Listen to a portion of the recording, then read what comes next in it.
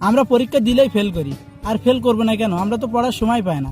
কারণ 365 দিনে 1 বছর, এর মধ্যে 52 দিন শুক্রবার, তাহলে থাকে কত? 313 দিন। এর মধ্যে আবার শীতকাল, গ্রীষ্মকাল, বর্ষাকালে ছুটি 50 দিন, তাহলে থাকে কত? 263 দিন।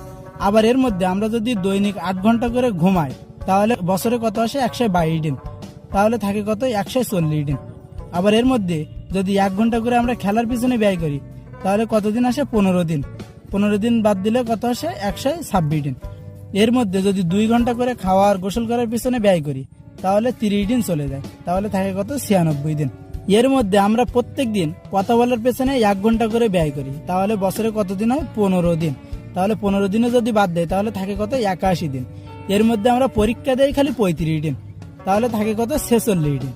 এর মধ্যে ঈদ আছে, বিভিন্ন উৎসব আছে, কনসার্ট আছে, এইসব জায়গায় যেতে যেতে আমাদের 40 দিন চলে যায়, তাহলে আর থাকে কয়দিন? মাত্র 6 দিন। এর মধ্যে আমরা তো বছরে 3 দিন কমপক্ষে অসুস্থ থাকবো, তাহলে আর থাকে কত? 3 দিন বাদ দিলে 3 দিন থাকে।